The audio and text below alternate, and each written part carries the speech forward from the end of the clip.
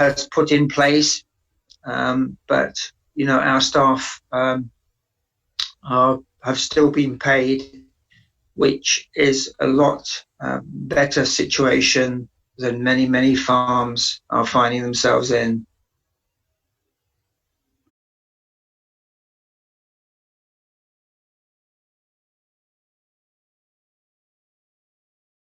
The ins and outs of what is happening within the South African government, and I guess that's another issue. First of all, let's go back to why they imposed the ban, or why they said they imposed the ban. They said they imposed the ban because they wanted to free up hospital beds for Covid-19 patients, rather than the patients that they were getting into those hospital A&E units from alcohol-related. Is another issue, the funding within South African hospitals. That I put on your site, that it's like having an ingrown toenail and somebody chopping your leg off to sort the problem out. They're not going to solve the problems. It's going to create far more problems than it actually solves. And the problems it's creating are twofold. One, it will drive people out of business because there will be no income, but they will still have costs to pay. People pay rent, people have their staff to pay, and people also have to live.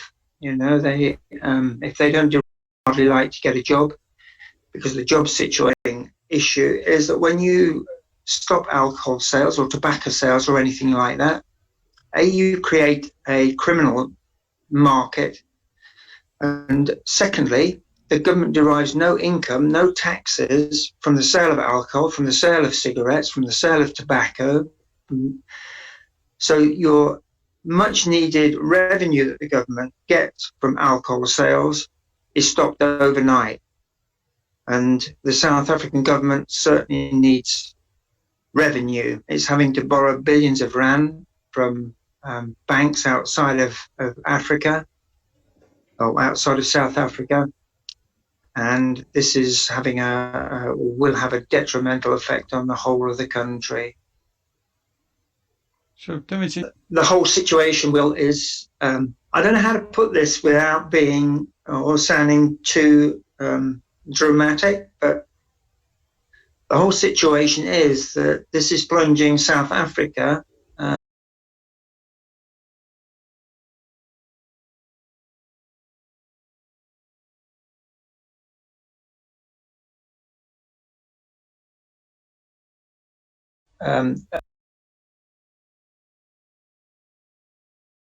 to start with, in the first ban, the South African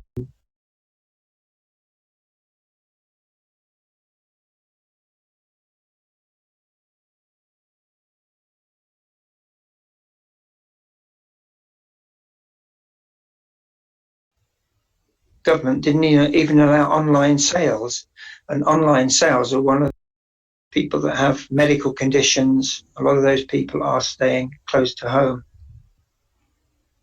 yeah, I think it's advisable to do that as well.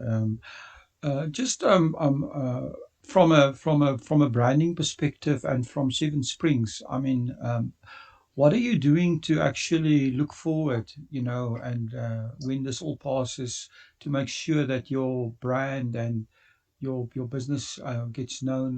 Do you have any plans? Are you giving any what are your thoughts on actually getting your name out there and making sure that the public remembers you after this?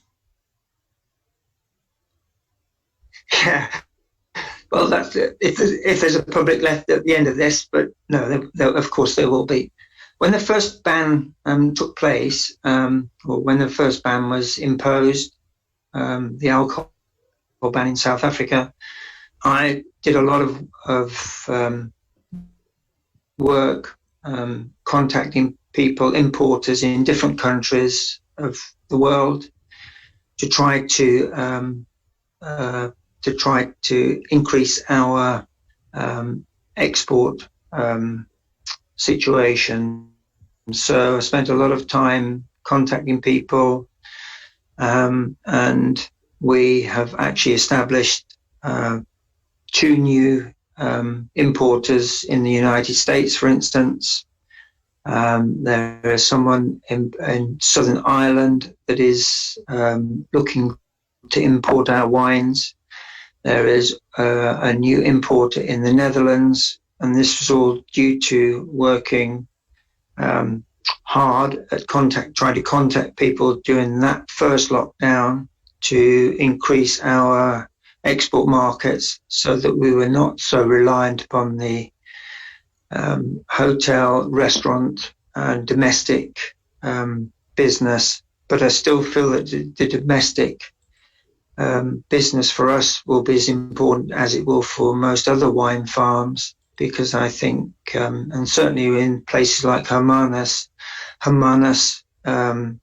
is built on tourism. So without the tourists, Hermanus as a functioning town doesn't exist, and the restaurants would go out of business, and the hotels and guest houses would go out of business if the tourism industry was allowed to fail. So I think it's a matter of having a balance still, and it's a matter of not taking too much of a knee-jerk reaction. But I also think that to have a good spread of business is important. So that's why I looked and attempted to increase our exports. So Tim, do you guys have, I can't remember, do you guys have an online shop of your own? No, we don't. That's something that we are putting in place now. We're actually putting a functionality on our website for online. We do sell our wine through 1 or 2 people online, and I know it's something I talked to you about before. Mm-hmm. The problem with online sales is it's great. I mean, yes, it's great to have an online presence. It's actually people finding you online. Certainly in the UK, our wines are sold online as well as through liquor stores. We call them wine shops over here, but it is something that we are looking to put on. The problem with you need to building an online base. We have actually set up in the first during the first ban. We actually set up a newsletter, and we now have 1,200 active participants in the Seven Springs newsletter, and that is something we are using for our digital sales. It's actually offering members and most of those members are in the Western Cape and Gauteng, offering them special deals or special offers on our wines that wouldn't be offered through the tasting room or through bottle stores. So do you have any specials you want to talk about at the moment? I mean, we have a group of 16,000 people potentially listening. So it's, throw it out there. Well, that's fine. So what we're looking to do, the last time, as I say, we sold a lot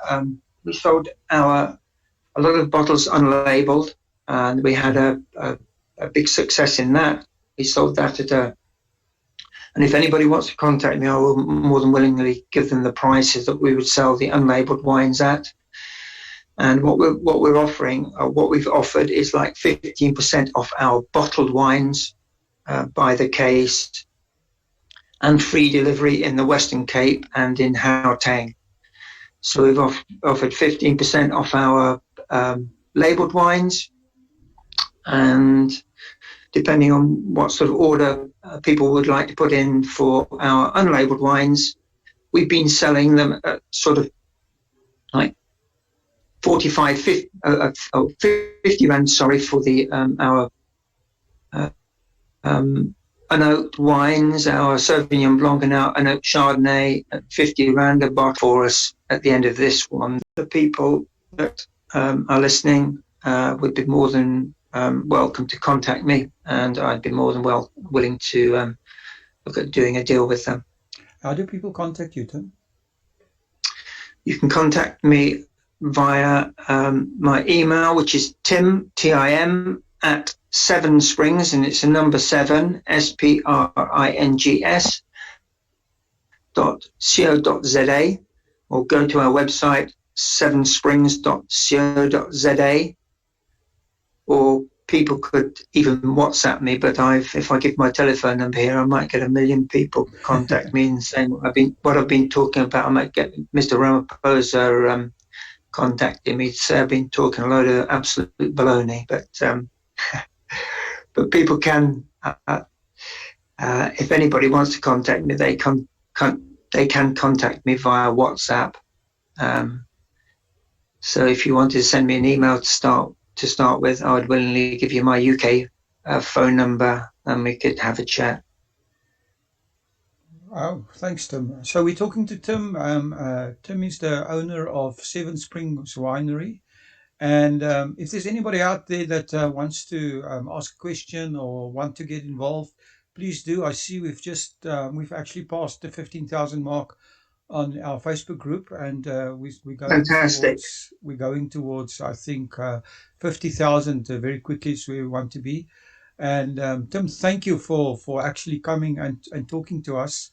We really appreciate it. We know you're busy. You still have another business as well. I just wish you the best of luck. And in any time you want to call in again and talk to us, we more than happily. I'm going to be on here 8 hours in the morning and 8 hours in the evening, talking to people, getting the whole industry involved. So I love company. Otherwise, I just hear my own voice. So I'm happy to talk to anybody. As a wine producer, Tim, I just have to tell you that I'm sitting here sipping coffee, which is sad. So that's something that has to change. But I'll talk to you guys. I'll talk to you again later, Tim. Thank you so much for coming on and giving your opinion. And good luck with everything. Well, thank you very much. And listen, well done with the initiative, and I hope you get to that 50,000 soon. And you'll see by a lot of the comments on the group that it's not just a South African audience; it's a worldwide audience. And I think it is gaining a momentum. And if it's a momentum and a voice that the government in South Africa can hear and can take note of, then that is fantastic. And I applaud you for that. And I look forward to sharing a bottle of our wine with you. My wife and I are over in January, February, March of next year. And if the alcohol, then, which I hope it is, I look forward to sharing a bottle and shaking your hand. That will be awesome. I can't wait to get to your place close to Hermanus and come and see you. Tim, thank you very, very much. Anytime. Good luck with everything. Thank you. And we'll chat again later. That was Tim Pearson from the Seven Springs Winery. And anybody listening to this, just contact him. Great guy, and support his winery. Actual fact is, he'll be one of the featured wineries on our one of our upcoming live streams. We'll put our stuff in the background. And thanks for calling in, Tim. You're very welcome, Will, and all the very, very best from England. Bye. Bye. So, guys, anybody else want to call us? Please feel welcome. We are here talking to South African wine producers. We are talking to anybody that wants to call in and give their opinion. We just talk to the owner of some. Use the hashtag SaveSAWine and on the industry and supporting. And she's just put out some tasting notes on South African wines. She said, yeah, Reyneke Cornerstone, a love letter, Drink South African, hashtag SaveSAWine. Erica, thank you for supporting us. If you go to Twitter, support and at Uncorkified. She is an influencer in the South African industry, and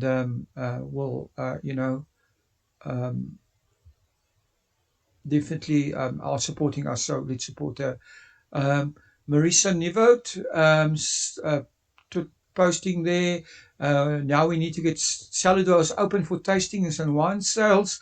I'm liking this, I'm retweeting this, and I want everybody to go do this. Marisa, we just retweeted your tweet. Hashtag Save SA Wines.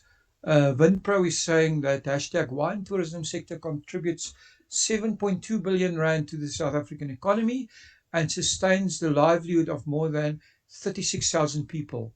The economic value of wine tourism studies is used in proposal in government to de-risk and reopen the sector. And we've retweeted this as well. Then we've got Kunjani Wines. Just hop over to Twitter, hashtag Save SA Wine. Boozy Foodie, another wine influencer, is promoting the Kunjani wines and hashtag SA Wine. Wineland SA, that's Wineland Magazine, using the hashtag that in the comments, please ask people to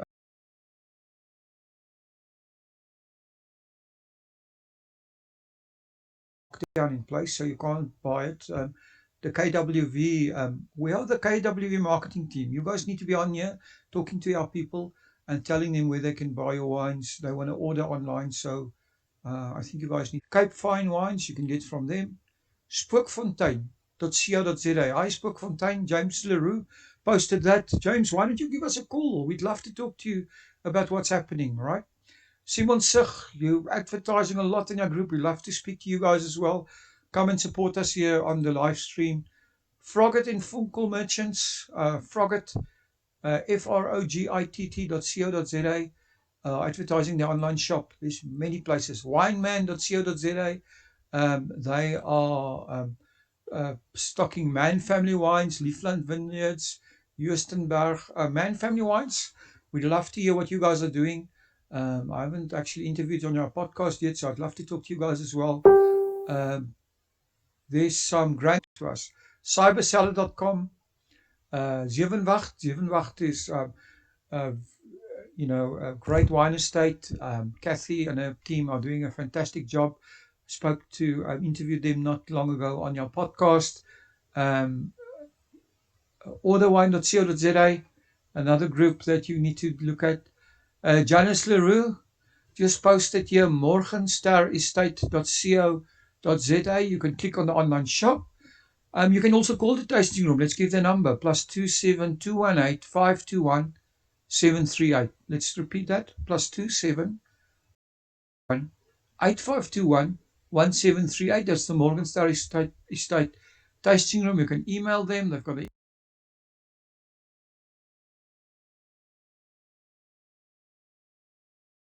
email address on here, tastingroom@morgenster.co.za. If you have international orders, email them. They ship internationally. And they also said add some of the award-winning olive oils. So for sure, do that. Strandveld Wines, Springfontein Wines, Dietlef's Wine Estate. Those guys are making a fantastic wine. Stelwesthuizen Langverwacht Wines. Benguela Cove, there in the Oeverberg. Contact them. Montpellier.co.za. Another one for Dietlef's. Meinertwines.com, sorry. Producers in Stellenbosch. Winkelshoek.co.za, and it doesn't stop. Guys, I'm not going to repeat everything. Just come over to the group. And he's got a Billy Bosch Reserve, Pinotage Shiraz blend, and so he's buying. Some guys flying the South African flag here in the comments. Thank you very much. And yes, Aldine Brunik Visser said, I'm so proud of my daughter in Denmark for supporting. She bought 1,800 rands worth of South African wine yesterday. So thank you very, very much. And the support is just flying in. I'm not going to go through the whole group again, but more and more people are supporting us. And just asking my team what's going on there, so we'll check. But it's okay. So we'll look at it to fixing. There's some issue on YouTube. I'm sure Renault Films are on it. They Thanks again, guys, and they're busy fixing that for us. But in the meantime, let me carry on here. We've got people here on Facebook.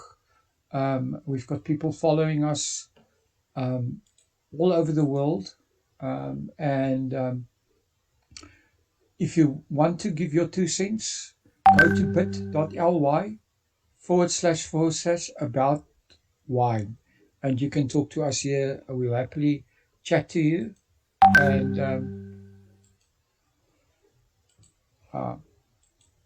so, okay, they fixed it. So that's the issue is fixed. So YouTube is running smoothly again. So we just want to say that we want to create as much, how do you call it, awareness as we can. So what we need to do, for guys, is to all go to Twitter and use this hashtag save is.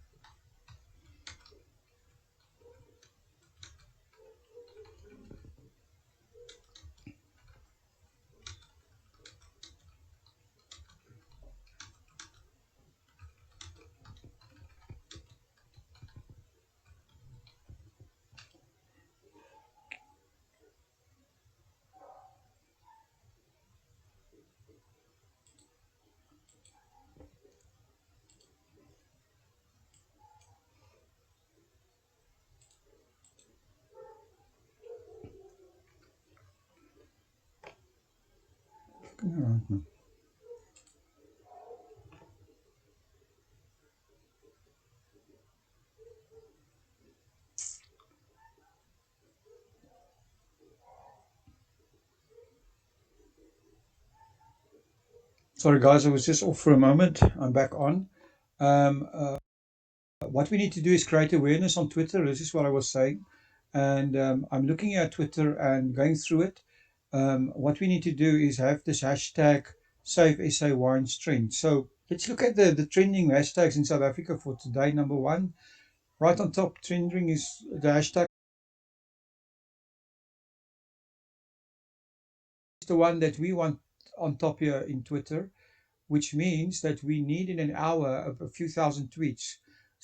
So we need everyone to hop over to Twitter, retweet every tweet you can find with the hashtag SaveSAWine, and also create tweets. If you don't know what to tweet, copy a post in your group and tweet this onto Twitter with the hashtag SaveSAWine. I'm going to go through this now. I'm searching here the SaveSAWine hashtag and seeing who I can retweet, who we can interact with. I talked about Erica Taylor earlier. She's definitely an influencer and she's one of the top people here using this. Okay, so the first one here is Bon Courage Wine Estate. They are saying a week ago, President Cyril Ramaphosa spoke again to the nation and reinstituted the ban on alcohol sales. We thank all our customers for the loyal support and those who are doing all they can to support the SA wine industry. Hashtag Save SA Wines. And we are retweeting this.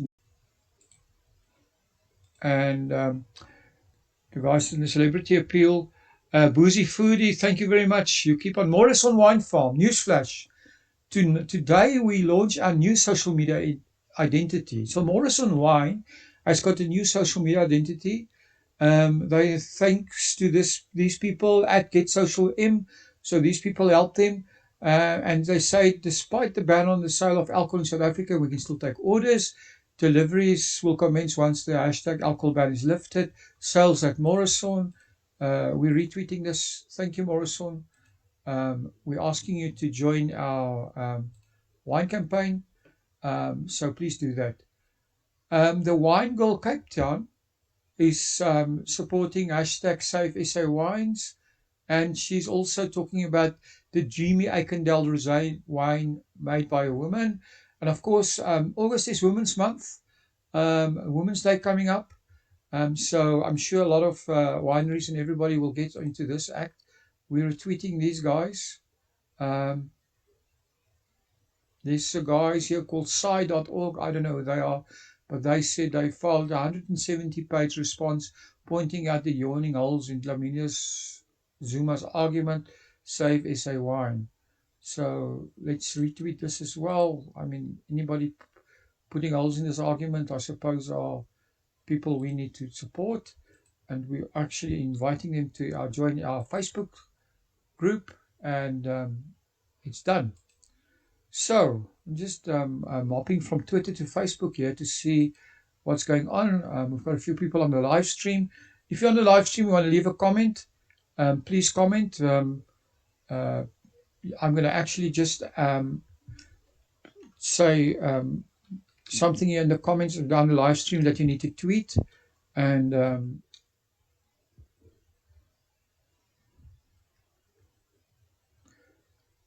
it says, please join the Save SA Wine campaign on Facebook, and it gives a Facebook group. Please tweet that out. It's in the comments here on the live stream. We're live on YouTube. We're live on Facebook Live, on our Facebook group, and it's wonderful if you guys will support us. Please leave your comments everywhere. We're also putting in the YouTube comments. We're just putting in the tweet that needs to go out. I'm just saying here, please tweet. And we want people to actually tweet this out to Twitter. Don't just tweet this, also retweet. Retweet any tweets you find with the hashtag Save SA Wine hashtag on it. Just retweet them, leave a comment, ask them to join our group, and let's get to Twitter, and let's get this Twitter thing hot up so that we can actually get Save SA Wines to rank on YouTube, to trend. So here we go. Wines of South Africa, Netherlands have just said drink South African and hashtag Save SA Wine, and we're tweeting a reply to them and saying thank you, and we're liking their tweet, and we're also retweeting it. So we are really supporting them. Waterkloof, we've just said they're having an online thing. Richard Kershaw Wines, thank you for the support. He's doing a few things. And Luzon Wines. Luzon Wines form part of South Africa's vast wine industry and 1 out of 500 beloved Chardonnay producers. At Boring Cape Town Chick gives a fun and informative notes on this Chardonnay. I'll read it. So thank you very much for that support there. We retweeted this. We left a comment. And I'm sure these guys are all going to join our Facebook group. So guys, I want you to all go out and do what I'm doing at the moment. What I'm doing is I'm going to Twitter. I'm searching the hashtag Save SA Wine. I'm retweeting and liking every tweet that uses this hashtag. And I'm also inviting the guys to our Facebook group. This is something, if you're sitting at home and you want to actually make a difference and you want to give this whole campaign support, this is something anybody can do. You can go on your phone, go to Twitter, search hashtag Save SA Wine, retweet all the tweets. Chantel Bovie Bez, thank you very much for your support. We love you. She's supporting the celebrity and she's retweeting the celebrity and influencer appeal. Thank you, Chantel. We really appreciate you. Capella Vita supporting South African wines. You've earned a retweet. You've earned a comment. Thank you very much for supporting us. And we are really now, progressing here. I think living it up, Cape Town. Congratulations, Team Kujani, on your top 12 Shiraz Awards. Looking forward to sipping on this beauty someday soon. Drink South African, job safe lives, hashtag Save SA Wine, hashtag Kunjani Wines. Well done, guys. And all we can say is we're retweeting you, and join us on Facebook. So there's a lot of stuff going on here on Twitter, but we need to get more going. We really need to gather doing. There's somebody here, Stephanie Nell. Stephanie is saying, together we need to take this campaign to the next level. Please tag friends, family, celebrities, wine influencers, hashtag SA Wine. So Stephanie, thank you very much. You earned the retweet from us. And we'll even follow you, Stephanie, to say thank you. And we appreciate your support. And when you have time, call us. We're waiting for people to come onto the live stream. I'm talking to some wine producers again later this afternoon. But in the meantime, anybody can phone in, can give their 2 cents. All you need to do is go to bit.ly /about wine. And actually, while I'm there, I'm going to actually, that's something else. If you don't know what to tweet on Twitter, there's something you can tweet. Please ask people to join, to come give their 2 cents on your live stream. I'm actually composing this tweet. Please join our live stream on Twitter, on Facebook. Chat to us on Zoom.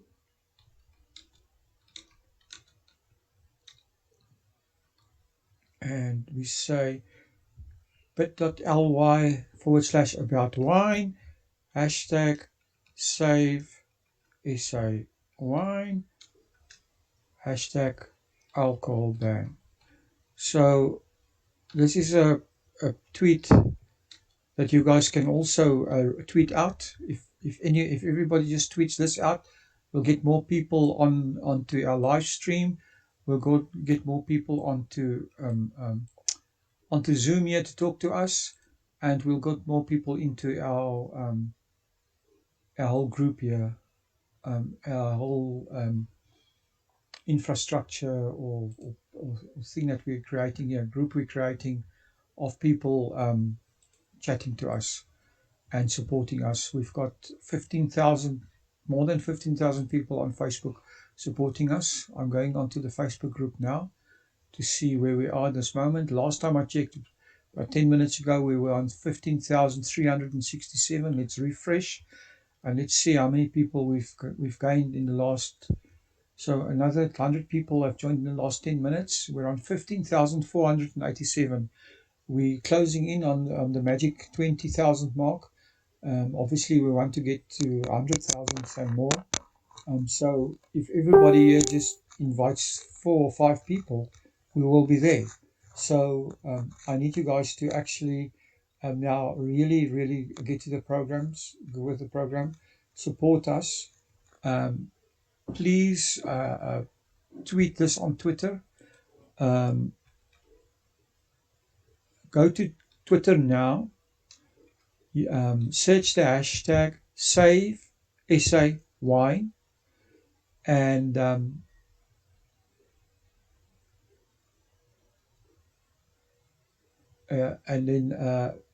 retweet every single tweet that you find with that hashtag. Like them and send them a comment and ask them to actually join the Facebook group. That will be awesome. If everybody can do that, we can actually get this whole thing to explode on Twitter. What we want is to get this hashtag to trend on Twitter. So I'm going to keep on pounding this until we have this hashtag trending. I'm going to talk here on this live stream for however long it takes until this ban is lifted, or until we get to a situation where this thing is, this hashtag is trending on Twitter. Will be a step in the right direction. And we are doing 2 8-hour live streams every single day. On every live stream, we are featuring one winery that will be playing something that promotes them in the background. At the moment, our winery that we are featuring is Kanonkop Wines. If you guys on the live stream, you'll see the Kanonkop video playing in the background. Family-owned winery for generations, 4th generation owners. Fantastic story, and we are supporting them. I want you guys to support Kanonkop. On our next live stream, we will have the next winery that will come up will be on there.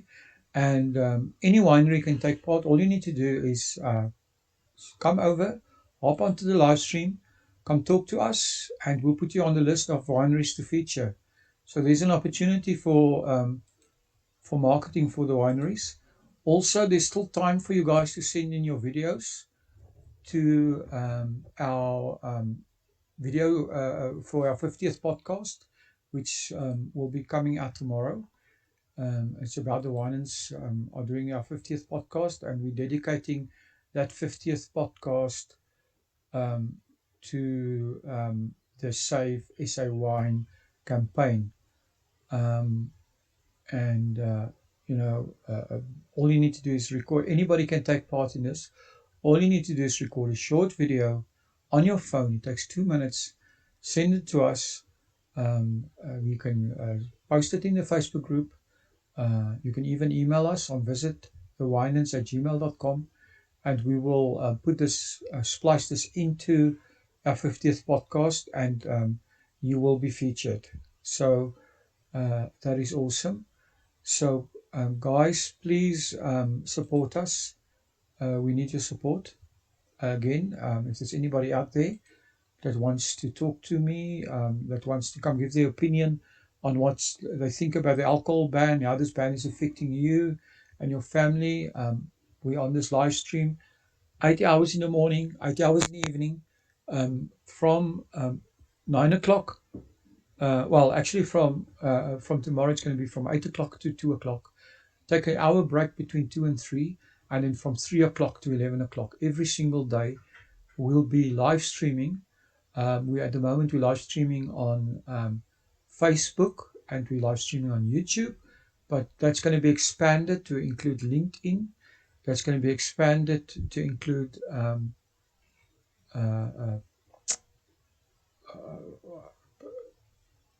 Periscope.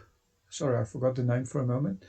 And it's important, if you want your winery featured or your winelands business, just come and talk to us here on Zoom.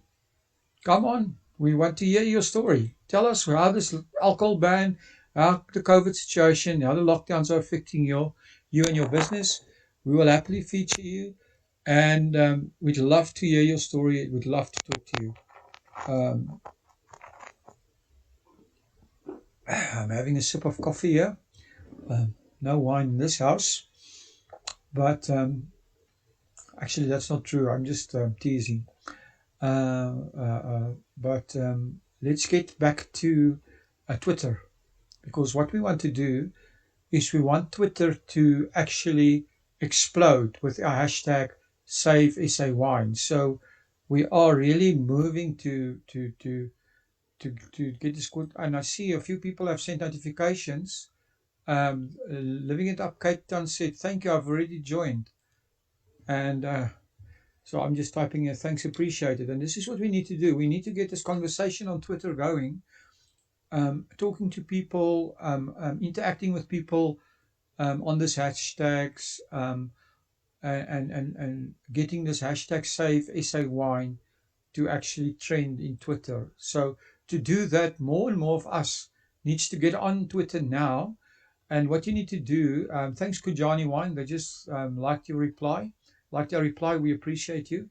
So what you need to do is get onto Twitter immediately, retweet every single tweet with the hashtag Save SA Wine, and leave comments on those tweets. Actually create new tweets. If you don't know what to tweet, just go to the comments. I left a tweet that you guys can send in the comments below on the live stream, or just tweet something from the group. Doesn't matter, tweet anything. The main thing is to actually get as much engagement as we can on this hashtag Save SA Wine. So we're on a hashtag mission here, and I'm going down the Twitter timeline here to see who else. I just Morrison Farm, I retweeted you already. Marlies Ford said, help us to get SA1 to trend on Twitter for more exposure. 5 minutes ago. Thanks, Marlies, you're listening. And she said, please join the SA1 campaign. And we are giving Marielle. We're giving Marielle Ford a shout out.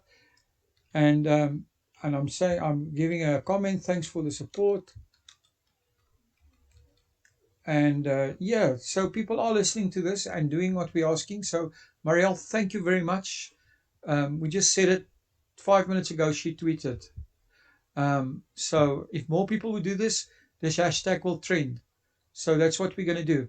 Okay, we've got the Cape Winemakers Guild. Kiara Scott is the dynamic and bubbly winemaker at Brookdale Estate and a Cape Winemaker Guild protege. And here's a story featured. And let's give you a retweet, and let's give you a comment because you supported hashtag Save SA Wine. Thank you very much. And thank you. And the Wine Girl Cape Town, we've already retweeted your stuff. You're putting more tweets out. Thank you very much. Here's a guy, Ross.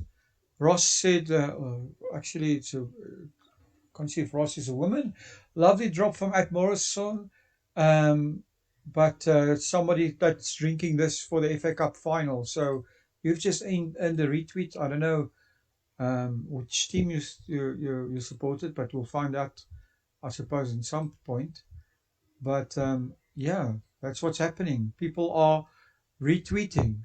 So we are pushing the Twitter handle, not the Twitter handle, the Twitter hashtag Save SA Wine.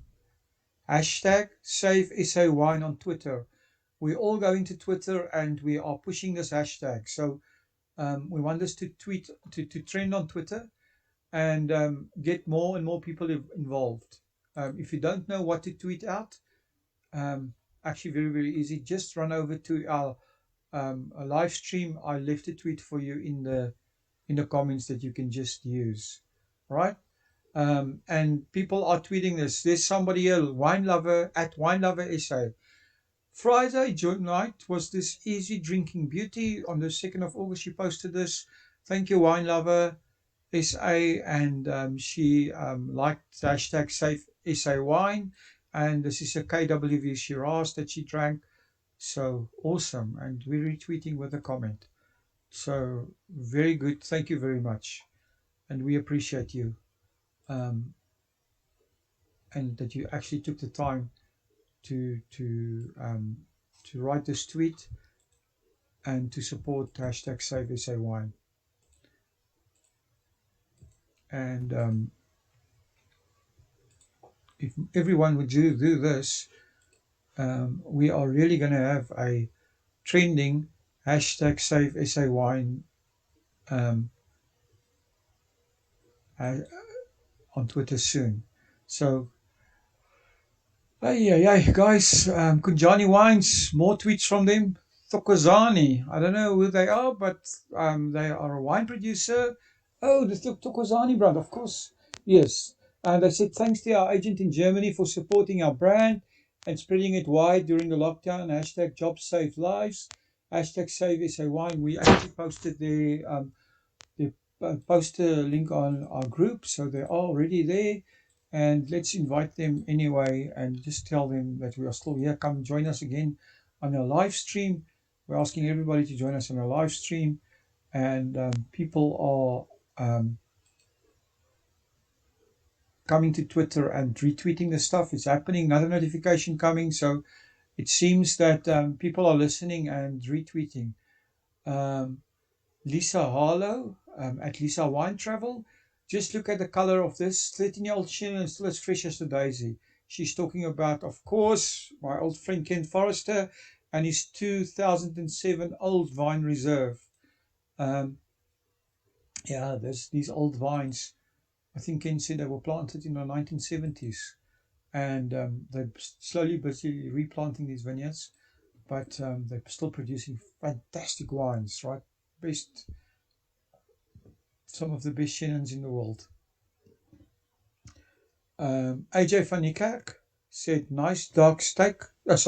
Nice dark ruby color with a steak. And he enjoyed South African wine. Awesome. We'll give him a Twitter shout out here. Fred Duplessis replied to Jordan Wines and said save SA Wine. So thank you very much, Fred. We love you for that. Vino SA at Vino SA underscore UK said, we're doing what we can. We're here to save hashtag SA Wine. You will not find these wines at a better price. They've got some South African wines and they are promoting them. So awesome.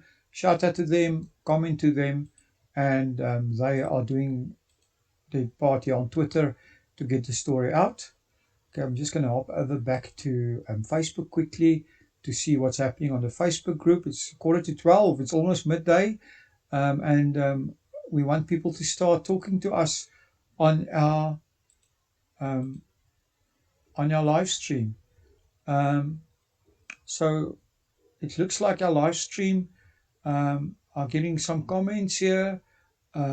We've got let's see if we've got any more people here on your Facebook group. I'm just refreshing. We just crossed 15,540 members. A lot of new people on here. I noticed that a lot of new people don't have the frame yet. They don't have the Facebook frame on their profiles. So guys, if you're joining us on Facebook, please put on the Facebook frame on your profile. And if you don't know how to do it, just the instructions are in the group. You'll find it there. And let's see what's happening here on your group. What people are posting, what people are saying. Elaine Watson just posted, it's time that the government bring back the alcohol, especially the wine. Our economy has gone to pieces. We just heard Tim from the Seven Springs Vineyard or Seven Springs Winery talking about the economy going to pieces. So yeah, that's true. We need you. 31 minutes ago, Willem Maria posted, currently Jumbo Supermarkets in the Netherlands has a special on Waterfall wines. 6 bottles for the price of 3. Therefore, you get 6 bottles for €14.97. You can get 6 bottles of Waterfall wine in the Netherlands for R300. I don't think you'll get a better deal anywhere. And it's supported here. So, yeah, absolutely. This is fantastic. Hermine Groenewald just said that she's one of the unexpected perks of buying wine in the UK is having the cashier staring intently at her, trying to guess her age behind her mask. She's laughing. So hashtag save SA wine. And she's got a Leopard's League, a Kumalo, a Quickly Bird, and a Klein Street wine here. And yeah, well done. So, you know, on Facebook, things are still running smoothly. People are joining. Just checking YouTube here. Our YouTube stream is running. We've got likes and viewers here. So thanks for the guys supporting us on YouTube. Guys, we need comments. Please leave us some comments here on the YouTube channel. We need comments here on Facebook. Please leave comments here on the stream below. And if anybody has time to talk to us, join the link bit.ly bit.ly/about wine. I'm going to do one more run here on Twitter quickly because things are happening on Twitter. I see another notification here. People liking us replies, people following us, and we are growing this Twitter hashtag. We want to make this hashtag Save SA Wine trend on Twitter. And I'm searching here, going to the latest tweets, and let's see what happens here. All the tweets are ours. So let's go back and see. We need some new guys coming in, supporting this hashtag. We need you guys. Come on, jump over to Twitter immediately. And the Wellington Tourist Bureau is here. So is Wines of South Africa, Netherlands, Waterkloof, Lausanne Wines. We've got the Jackie Cameron School of Food and Wine. And people are coming onto Twitter. And Chefs Warehouse, Thanks, Liam, for you guys. We know it's tough. We know you guys are having a tough time. We're still waiting for your video, by the way, so send it in. Um, we still have time till tomorrow. And there we have again the 50th About the Winans podcast video will be published next week, dedicated to the, well, this week, dedicated to the hashtag Save SA Wine campaign.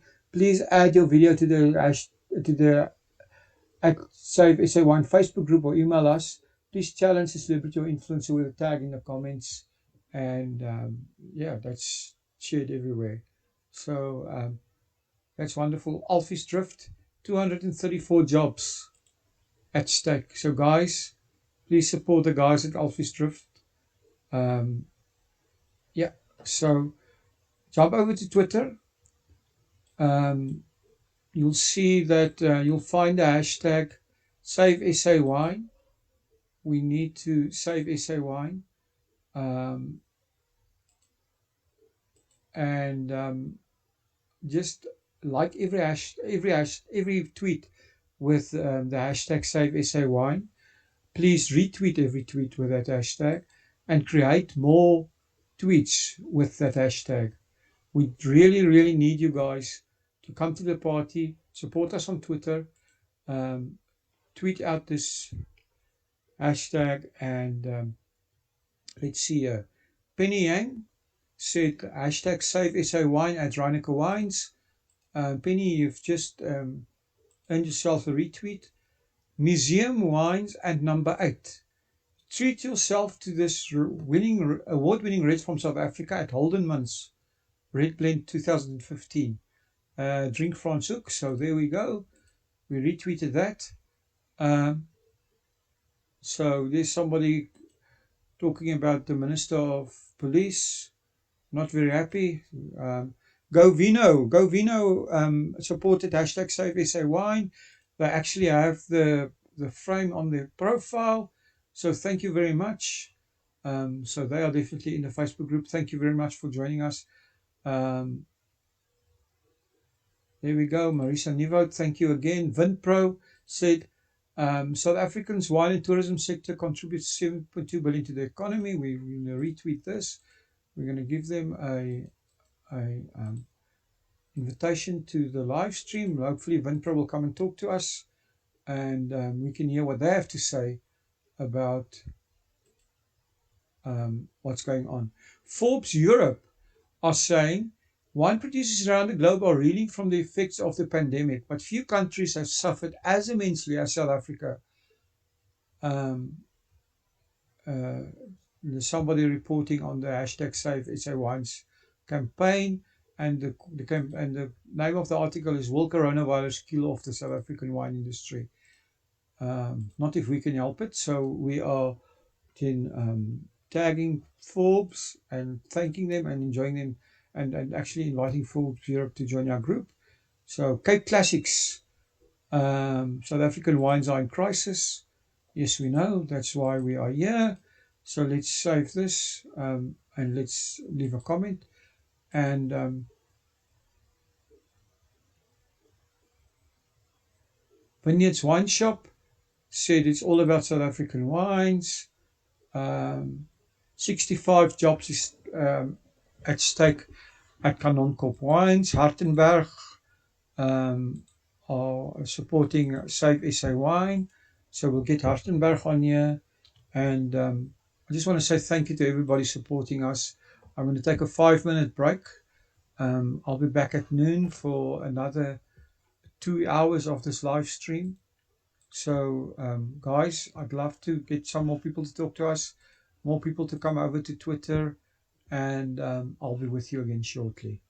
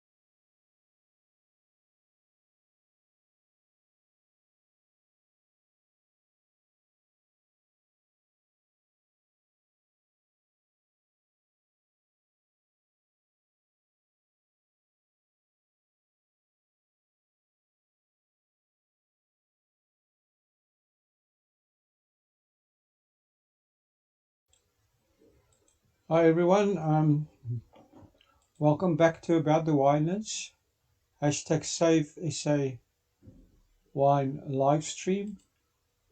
We are here to actually support our wine industry, get more people to actually join our Facebook group and the Save SA Wine campaign. Thanking to everybody that's on your live streams. We appreciate you. We're live on Facebook.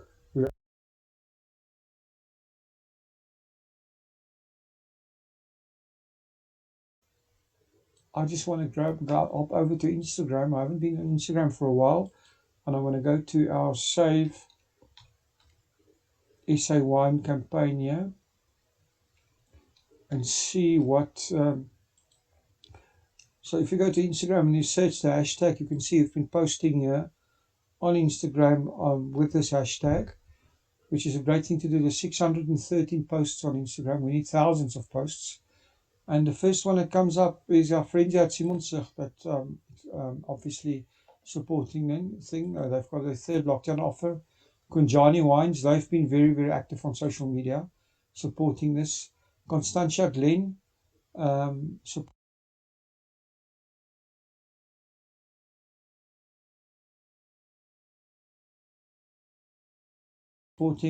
the Job Saves Lives campaign. And yeah, and then our friend here from Karen Klein from Through the Grapevine posted here Love Affair with Wine, and she posted a little Japanese book of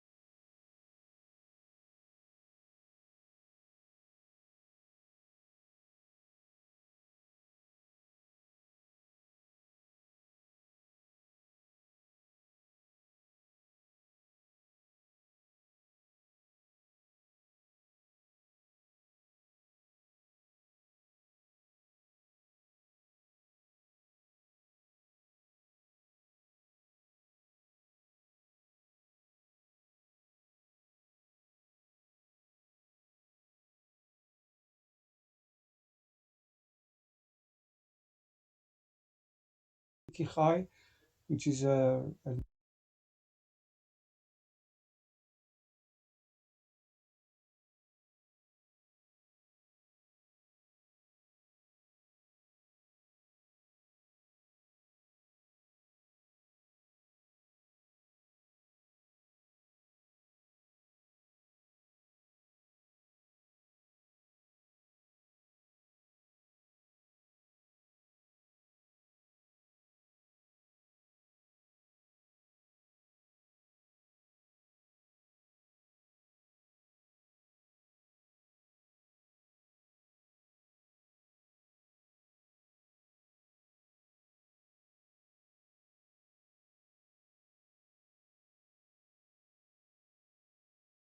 there's another post here.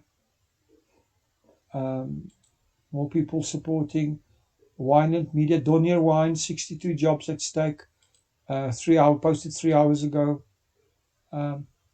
Montague Winery are asking people to order online. Montague.wines. Go to your website and order online delivery when lockdown regulations allow. So support these guys.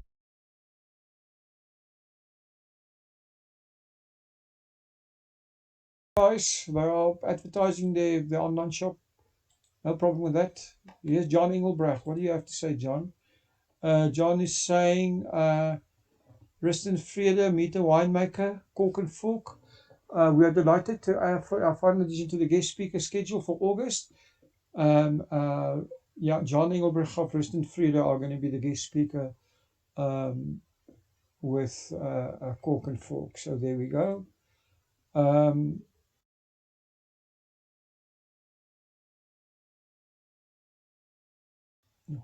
Walker Bay Wines. Yeah, supporting the hashtag Save SA Wine. Our friends from Seven Springs were on our thing this morning, on our live chat, and we support them. Tropical Wine Life said, I'm feeling like I'm sipping the funeral of an entire industry. I'm going to repeat this.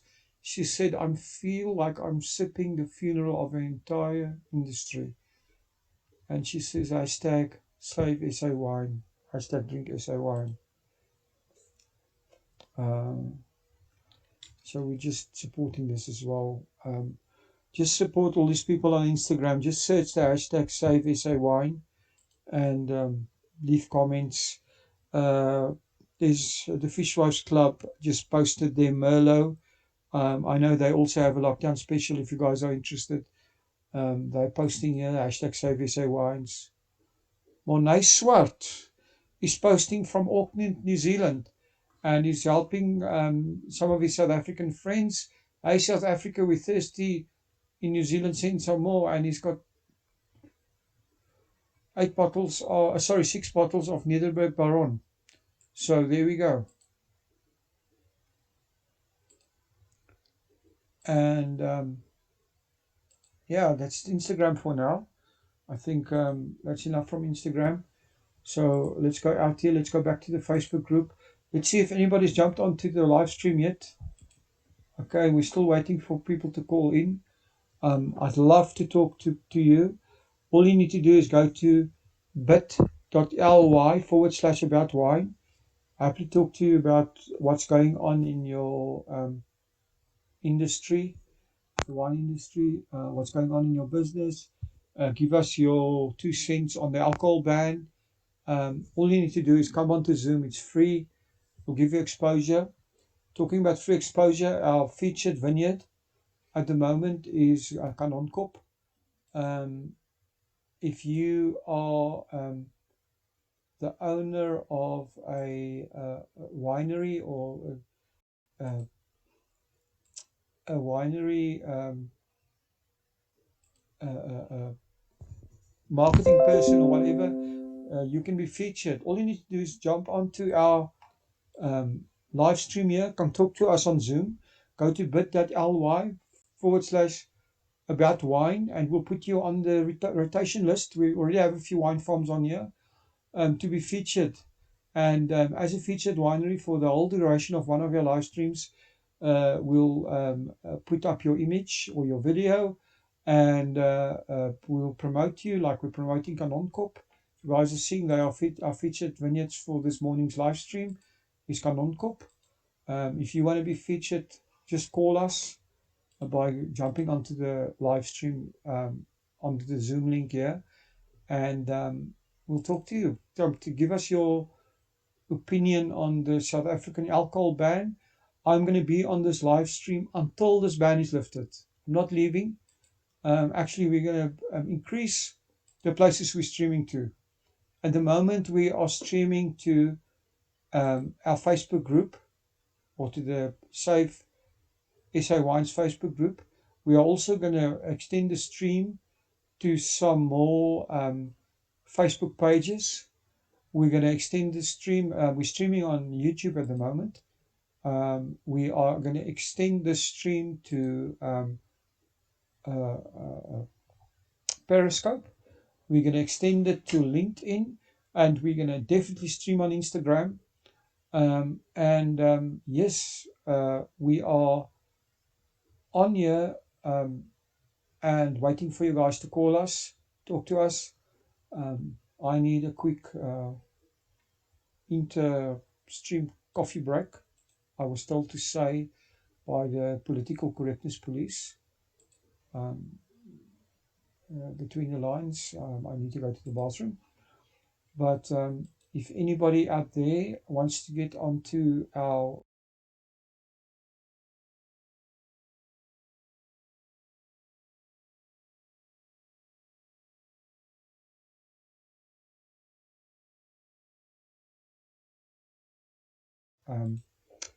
live stream, just get on there. I'll be back in 2 minutes, and you can chat to me. Thank you.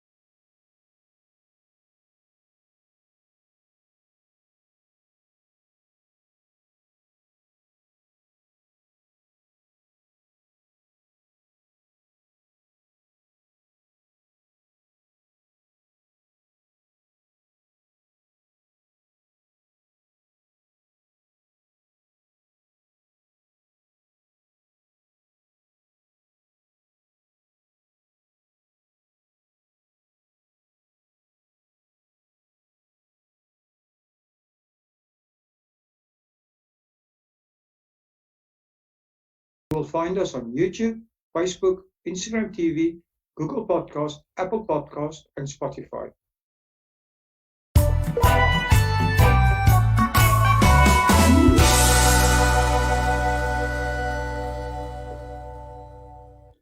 Good day, everyone, and welcome back to About the Winelands. Today I'm speaking to Deirdre Taylor. Deirdre is the Sales and Marketing Manager at Canoncorp Wine Estate. Good morning, Deirdre, and welcome to About the Winelands.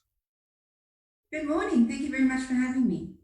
It is our pleasure. So, Deirdre, I'd like to know, and I think our listeners will be interested to know, is tell us a little bit about yourself and how you became involved in the wine industry. I suppose, like all good things in life, the wine industry happened to me by accident. I grew up in Cape Town, and I moved to Stellenbosch to come to university, and I was studying, I enrolled to study industrial psychology. And I realized during the course that industrial psychology was not really for me, but I completed my degree and, of course, got exposed to lots of wine along the way. So a very happy accident. I started working in the cellar door at Morgenhof years ago. And that's where my journey started, and fell in love with wine. And I think I've been selling wine since 2002. So quite some time. That is quite some time. How long have you been at Kanonkop? I'll be here. I started in September 2013, so just under 7 years. Okay, that's quite a while as well. So, you know, Kanonkop has a rich history also, and also this with some famous winemakers. Can you tell us a bit more about Kanonkop, its history and its winemakers? I think one of the most fantastic things about Kanonkop, so everybody involved here, really, you feel like you're part of one big family. And we're just under, I think we're around 65 people that work on the property. And for a winery that's been making wine since the 40s, and our brand started in 1973, that was the first vintage that labeled that the name Kanonkop appeared on a wine label. And we've only had 3 winemakers since then. So Jan Boland Kutsia was our first winemaker. Obviously, at the time, he was also a Springbok rugby player. So whether he made wine during the day and played rugby at night, or vice versa, you know, that's what he did. And he's a very colourful and very interesting personality to chat to, and hugely knowledgeable. And you can still ask him now, so what was the vintage like in 75? And he'll be able to tell you, oh, it was this or that, and so much rainfall, it was a dry year, or this was a challenge. And he remembers each and every one. It's incredible. So we have a really long history of very, I'd say, big characters, big personalities, and also hugely talented winemakers that have worked on the property. But we've actually only, as I said, had 3. So Jan Boland was our first. And then obviously he left to take over the reins at Frissenhof, and where he carried on making wine there. And then Beyers joined us in 1980. And obviously in the 80s, tough time for wine industry in South Africa, and, you know, obviously everyone still under apartheid, but it was under the curatorship, or under the winemaking, or the cellar master of Beyers, that Kanonkop really started to become well known. And Beyers was also responsible for making the first vintage of Paul Sauer. So Paul Sauer started in 81, which is our flagship Bordeaux blend, and he was the winemaker to make the very first one. And Beyers, you know, we still see him around on the property quite often. Him and Aubrey are really good friends, and, you know, we do joint tastings with them. And often when I travel overseas, you know, we'll do pinotage masterclasses or pinotage events, and Kanonkop and Beyers Cliff would be involved. So he's very much sort of a presence on the property, and we see him often. And also a very personable guy. He's incredibly good storyteller, and he's very engaging, and people can relate to him. So on top of being a great winemaker, he also has a great personality that people love to chat to and enjoy. And Beyers was our winemaker up until 2003, and then Aubrey joined. Aubrey, who's our current winemaker, was actually making wine at Swartland Co-op. And Beyers met him, and he brought Aubrey on as his assistant in 2002. And then Beyers fell ill over harvest, so Aubrey ended up doing the 2003 vintage on his own. And then Beyers later left, and he went over to Beyers Cliff. And Beyers Cliff at the time was a winery and a cellar that the owners of Kanonkop and Beyers owned together. And then later the crickers sold off their portion. But so Beyers, effectively, he went over to his own winery, which he still has today. And then Aubrey took over as winemaker from 2003, and is our winemaker still today. So for a winery that's been making wines for all these years, only to have 3 winemakers is really significant from a legacy point of view, from a consistency of style point of view, but also from a great understanding of what the property and what the vineyards have to offer. You know, a vineyard, it takes a long time for you to understand what one particular vineyard is going to give you. You know, what a dry looks like versus a wet season, what cover crops work well, and then, you know, which vineyards do you combine best, what barrels to use, what barrels you combine best. So I think Aubrey has an incredible knowledge of the property, and that would be difficult to pass on. And it takes personal experience and working with all of those elements for many years to have a true understanding. And that's part of what makes Kanonkop so successful. And the other thing is that each of those winemakers have made a Kanonkop style of wine. They haven't made their own style, if I could put it that way. So if you taste through 40 years of Kanonkop wines, and you didn't know where one winemaker finished and another started, you'd be hard pressed to find, where one winemaker started and the other one finished, because there's such an incredible consistency and Kanonkopness, consistency of style through all of those wines. So the Kanonkop is a family-owned winery. Johan and Paul Krieger that own the property, two brothers, and they inherited the farm from their mom, who was a Sauer, and her father was Paul Sauer, and his father was J.W. Sauer. So it's a fourth generation family property that passed from the Sauer to Krieger family through marriage, and we've always kept things quite simple. And by simple, I don't mean in a lack of complexity way. I just mean that we're really focused, and Johan always stipulates, that's his ethos. We talked about being back to the future. So he does what he does well. We do what we do well. We don't try and reinvent the wheel. We don't have restaurants, hotels, big events, big functions. That's not what we're about. We're a winemaking property. We have a great cellar. We focus on red wines, and even more so, we focus on two great varieties, Pinotage and Cabernet. So we like to keep things quite simple and uncomplicated, and focus on what we do well. And I think that's had a very big impact on the business and on the cellar and how we do things. And I think it also puts us a little bit aside from some of the wineries that do a whole host of things. I mean, you could find wineries that do everything from sparkling to port, sweet and dry, white and red, and that becomes difficult and it becomes complicated when trying to bring across a brand message and trying to build a portfolio. So I've always enjoyed Johan's approach in that, is that we do what we do and we do it well and to the best of our ability. And if we do something that we can't do best, we just stop doing it, basically. So in the 80s, we were a complete fruit salad. We grew Sauvignon and Chenin and Pinot Noir, it was decided that we were never going to make the best Sauvignon. We were never going to make the best Pinot Noir. So why try? Stop, focus on what we do well, and build success on it. And I think that gives you some idea of the background and where we've come from. And if you look at our portfolio, we make the most wines now we've ever made. So we have a rosé, which is the only non-red, which is made 100% from Pinotage in the Cadet range. Then we have the Cape blend, which was the original Cadet. It came out as Cadet Dry Red or Druroy, and it was effectively everything not good enough to be part of the top estate wines. And the first vintage we made of the Cape blend was 1985. Then we released the Cadet Pinotage in 2013. And now, last year, we released a Cadet Cabernet Sauvignon for the first time, which is currently exclusive to Woolworths and to our cellar door. And then in the estate wines, we have the estate Pinotage and Cabernet, which were the first two wines we made. Both started in 73. The Paul Sauer, as I mentioned, in 81.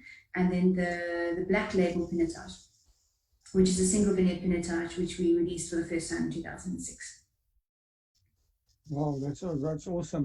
What's very interesting is how congruent the wines have been over the years, and which brings me. You touched on it a little bit, but I would like you to say a little bit more about, why do you think this has been so congruent? It has to be in the winemaking philosophy somehow. So how would you actually summarize your winemaking philosophy at Kanonkop? You know what Aubrey always says, and if you chat to Aubrey and Johan, is when Aubrey started here, he was told that if you come to Kanonkop, you make Kanonkop wine. You need to make the wines in the style and that this property brings about. So he followed on from where Bears left off. The vineyards we farm, obviously we look for improvements, but we make wines to age. We make wines in open fermenters. We use the same coopers for our barrels that we've been using since the 70s.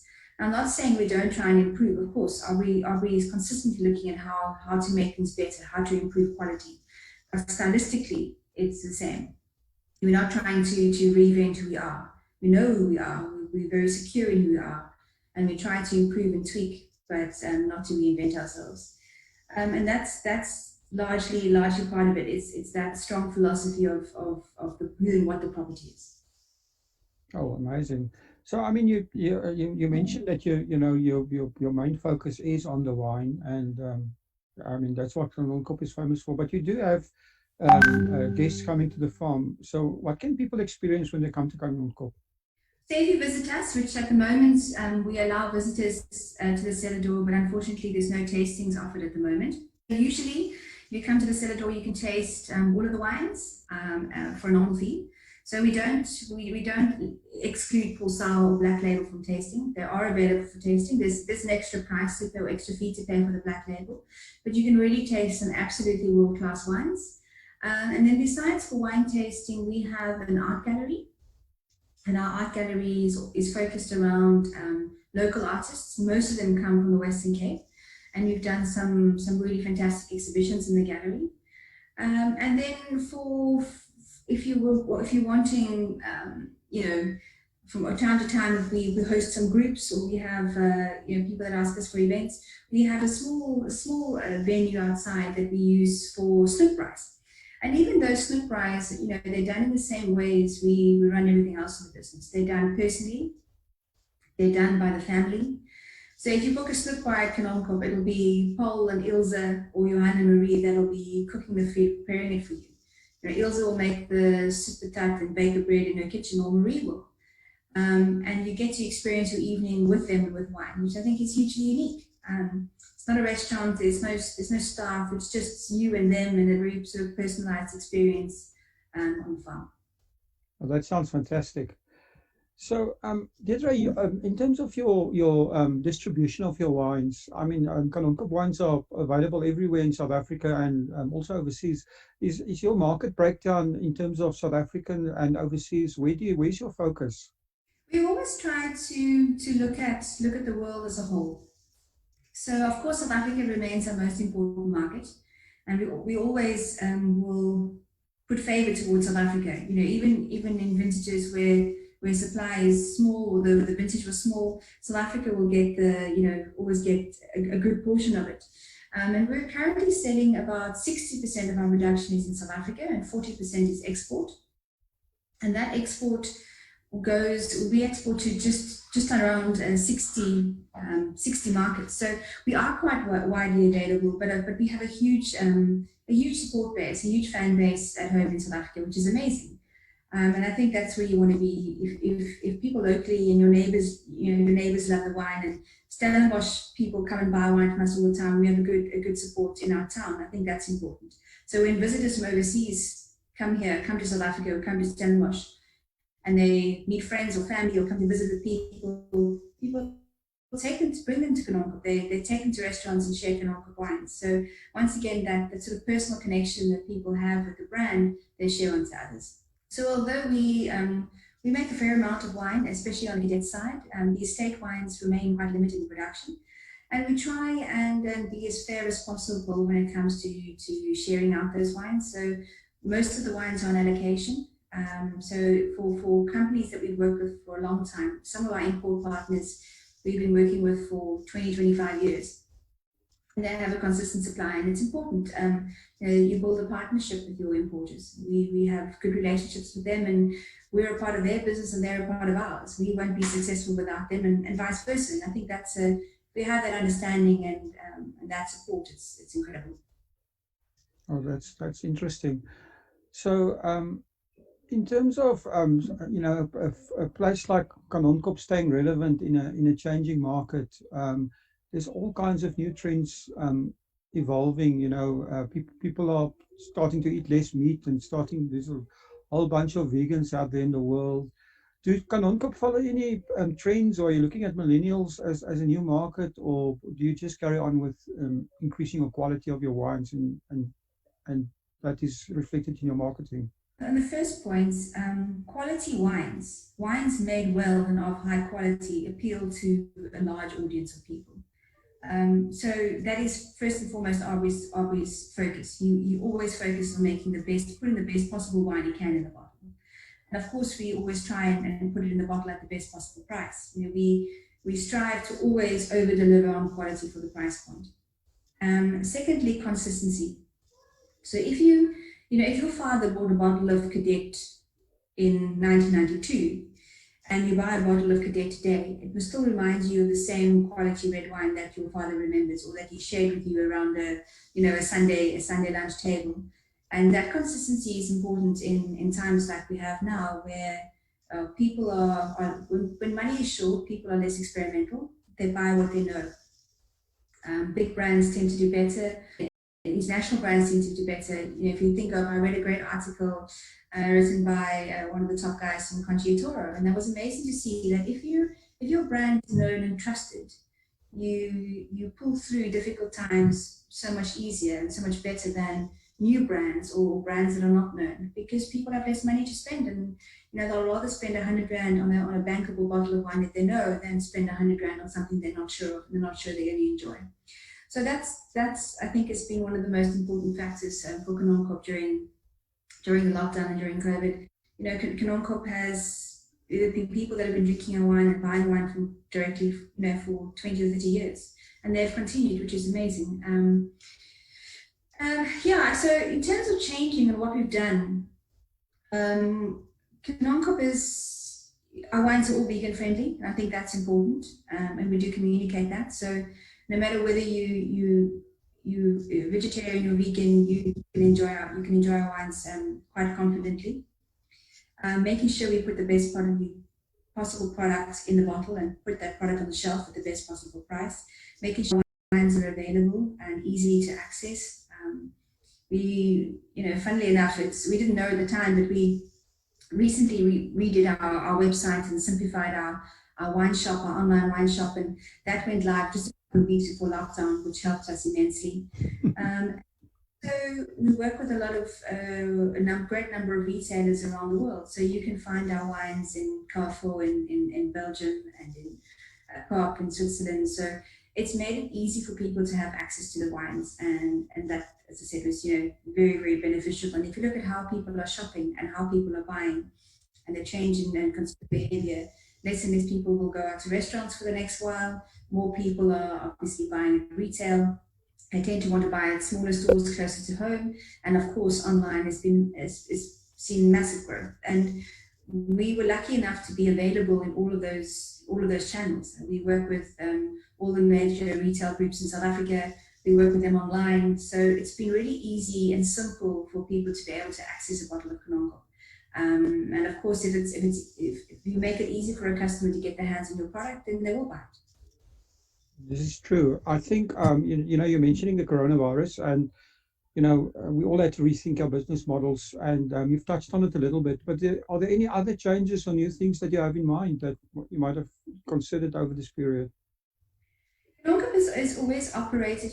We're a fairly small team, so it's easier to make changes when you need to. There's no big corporate structure. There's no not a lot of. We're a very flat structure. We have sort of two or three levels, so it's easy for us to sit around or to be on a team, Microsoft Teams call or a Zoom call between us, and make decisions and make changes of what we need to adjust to what people are asking for. We have seen that more and more people want to, as I say, buy locally, support the farmer, which has been amazing. We're seeing many more people buy directly from the winery, which has been great. So the changes we've had to make is, for myself even, that I usually work with the trade. I have very little to do with private customers. A colleague of mine, Heidi Kritzinger, she manages a private client business. So our private clients and our cellar door have been inundated with orders and requests. And so we've had to, reshuffle our work days a little bit and reshuffle the man hours. So for those of us that are involved in the trade side of the business, put in a couple of extra hours to help us cellar door. And because we're a small team and we can react and make changes quite quickly, it was easy to do. There was no big, meetings or things that needed to take place. It's guys, the cellar door team needs help, needs support, and we all jump in and get it done. And I think that's also one of the, it's been hugely beneficial to understand one another and one another's needs. But other than that, our business was already designed in the case that we were not terribly. We had good on-trade exposure and a lot of restaurants that bought our wine, but we were mostly, most of the volume of our sales were in the retail sector anyway. And those are the sector, that's the sector, retail and online, that's growing. Obviously, online has done incredibly well, but we were in that channel, selling to those customers already. So it's a case of tweaks and making sure that you're available if somebody has a need, responding, listening to what your customers are asking you to do or asking you for, and trying to help where you can, and just stay in touch and stay relevant. Oh, really, really good. I think you mentioned a few things. One of the things was the importance of the local market, and somebody Shop. And then, of course, we're available, as I said, in all the major retailers in South Africa, and you can find us. You can find us quite often in all of your good wine stores. Okay, that's awesome. Deirdre, it's been a pleasure talking to you, and very interesting. Thank you very much. I know you're busy for spending the time doing this, and I think everybody will appreciate it. Thanks very much, Will, and for everybody else, thanks for listening, and thank you for continuing to support Canonco Vessel, your wine of choice. Thank you for supporting our show. If you would like to get more exposure for your business, please have a look at our sponsorship options. Thanks again for supporting About the Winelands. Please follow us on YouTube and on our social media channels. All details and links are in the description.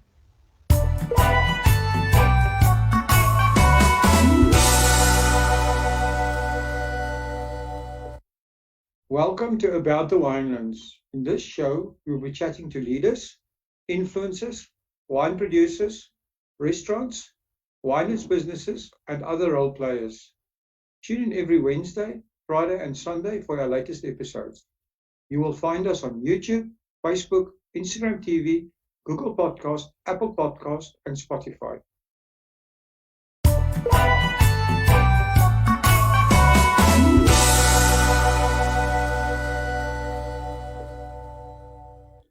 Good day, everyone, and welcome back to About the Winelands. Today I'm speaking to Deirdre Taylor. Deirdre is the Sales and Marketing Manager at Canonco Wine Estate.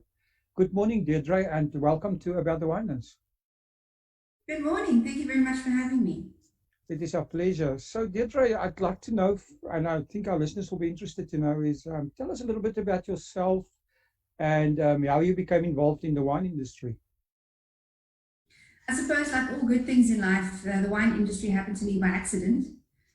I grew up in Cape Town, and I moved to Stellenbosch to come to university, and I was studying, I enrolled to study industrial psychology. And I realized during the course that industrial psychology was not really for me, but I completed my degree, and of course got exposed to lots of wine along the way. So a very happy accident. I started working in the cellar door at Morgenhof years ago, and that's where my journey started, and fell in love with wine, and I think I've been selling wine since 2002, so quite some time. That is quite some time. How long have you been at Canonco? I'll be here. I started in September 2013, so just under 7 years. Okay, that's quite a while as well. So, you know, Canonco has a rich history also, and also this with some famous winemakers. Can you tell us a bit more about Canonco, its history and its winemakers? I think one of the most fantastic things about Canonco, so everybody involved here, really, you feel like you're part of one big family. And we're just under, I think we're around 65 people that work on the property. And for a winery that's been making wine since the 40s, and our brand started in 1973. That was the first vintage that labeled that the name Canonco appeared on a wine label. And we've only had 3 winemakers since then. So Jan Boland Kutsia was our first winemaker. Obviously, at the time, he was also a Springbok rugby player. So whether he made wine during the day and played rugby at night, or vice versa, you know, that's what he did. And he's a very colourful and very interesting personality to chat to, and hugely knowledgeable. And you can still ask him now, so what was the vintage like in 75? And he'll be able to tell you, oh, it was this or that, and so much rainfall, it was a dry year, or this was a challenge. And he remembers each and every one. It's incredible. So we have a really long history of very, I'd say, big characters, big personalities, and also hugely talented winemakers that have worked on the property. but we've actually only, as I said, had 3. So Jan Boland was our first. And then obviously he left to take over the reins at Frissenhof, and where he carried on making wine there. And then Beyers joined us in 1980. And obviously in the 80s, tough time for wine industry in South Africa, and obviously everyone still under apartheid, but it was under the curatorship or under the winemaking or the cellar master of Beyers that Canon Cook really started to become well known. And Beyers was also responsible for making the first vintage of Paul Sour. So Paul Sour started in 81, which is our flagship Bordeaux blend, and he was the winemaker to make the very first one. And Beyers, we still see him around on the property quite often. Him and Aubrey are really good friends, and we do joint tastings with them. And often when I travel overseas, we'll do pinotage masterclasses or pinotage events, and Canon Cook and Beyers Cliff would be involved. So he's very much sort of a presence on the property, and we see him often. And also a very personable guy. He's incredibly good storyteller, and he's very engaging, and people can relate to him. So on top of being a great winemaker, he also has a great personality that people love to chat to and enjoy. And Beyers was our winemaker up until 2003, and then Aubrey joined. Aubrey, who's our current winemaker, was actually making wine at Swartland Co-op. And Beyers met him, and he brought Aubrey on as his assistant in 2002. And then Beyers fell ill over harvest, so Aubrey ended up doing the 2003 vintage on his own. And then Beyers later left, and he went over to Beyers Cliff. And Beyers Cliff at the time was a winery and a cellar that the owners of Canon Cook and Beyers owned together. And then later the Crickers sold off their portion. But so Beyers, effectively, he went over to his own winery, which he still has today. And then Aubrey took over as winemaker from 2003, and is our winemaker still today. So for a winery that's been making wines for all these years, only to have 3 winemakers is really significant from a legacy point of view, from a consistency of style point of view, but also from a great understanding of what the property and what the vineyards have to offer. A vineyard, it takes a long time for you to understand what one particular vineyard is going to give you. What a dry looks like versus a wet season, what cover crops work well, and then which vineyards do you combine best, what barrels to use, what barrels you combine best. So I think Aubrey has an incredible knowledge of the property, and that would be difficult to pass on, and it takes personal experience and working with all of those elements for many years to have a true understanding, and that's part of what makes Canon Cook so successful. And the other thing is that each of those winemakers have made a Canon Cook style of wine. They haven't made their own style, if I could put it that way. So if you taste through 40 years of Canon Cook wines, and you didn't know where one winemaker finished and another started, you'd be hard pressed to find, where one winemaker started and the other one finished, because there's such an incredible consistency and Canon Cookness, consistency of style through all of those wines. So the Canon Cook is a family-owned winery, Johan and Paul Cricker, that own the property, 2 brothers, and they inherited the farm from their mom, who was a Sour, and her father was Paul Sour, and his father was J.W. Sour. So it's a 4th generation family property that passed from the Sour to Cricker family through marriage, and we've always kept things quite simple. And by simple, I don't mean in a lack of complexity way. I just mean that we're really focused. And Johan always stipulates, that's his ethos. We talked about being back to the future. So he does what he does well. We do what we do well. We don't try and reinvent the wheel. We don't have restaurants, hotels, big events, big functions. That's not what we're about. We're a winemaking property. We have a great cellar.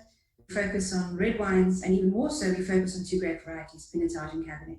So we like to keep things quite simple and uncomplicated, and focus on what we do well.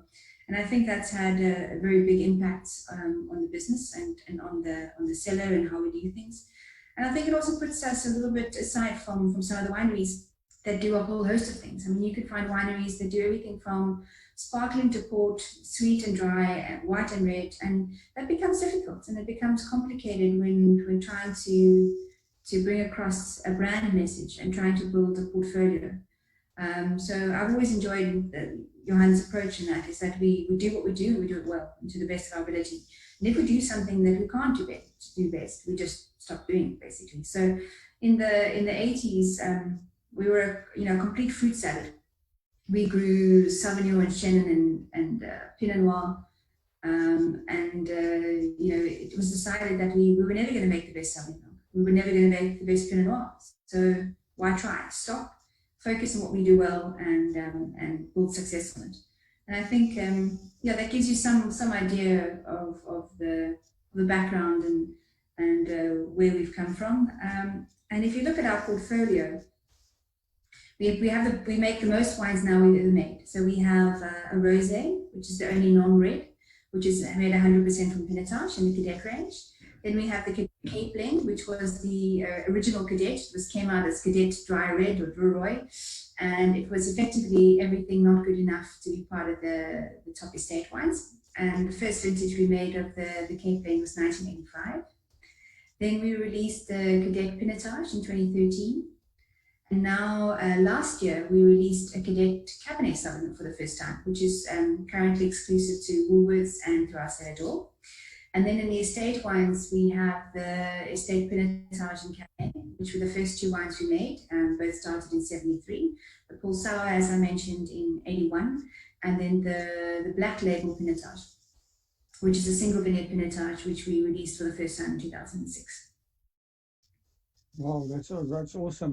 What's very interesting is how congruent the wines have been over the years, and which brings me. You touched on it a little bit, but I would like you to say a little bit more about, why do you think this has been so congruent? It has to be in the winemaking philosophy somehow. So how would you actually summarize your winemaking philosophy at Canon Corp? You know what Aubrey always says, and if you chat to Aubrey and Johan, is when Aubrey started here, he was told that if you come to Canon Corp, you make Canon Corp wine. You need to make the wines in the style and that this property brings about. So he followed on from where Bears left off. The vineyards we farm, obviously we look for improvements, but we make wines to age. We make wines in open fermenters. We use the same coopers for our barrels that we've been using since the 70s. I'm not saying we don't try and improve. Of course, Aubrey is consistently looking at how to make things better, how to improve quality. But stylistically, it's the same. We're not trying to reinvent who we are. We know who we are. We're very secure in who we are. And we try to improve and tweak, but not to reinvent ourselves. And that's largely part of it. It's that strong philosophy of who and what the property is. Oh, amazing! So, I mean, you mentioned that your main focus is on the wine, and I mean that's what Canon Corp is famous for. But you do have guests coming to the farm. So, what can people experience when they come to Canon Corp? So, if you visit us, which at the moment we allow visitors to the cellar door, but unfortunately there's no tastings offered at the moment. Usually, if you come to the cellar door, you can taste all of the wines for a normal fee.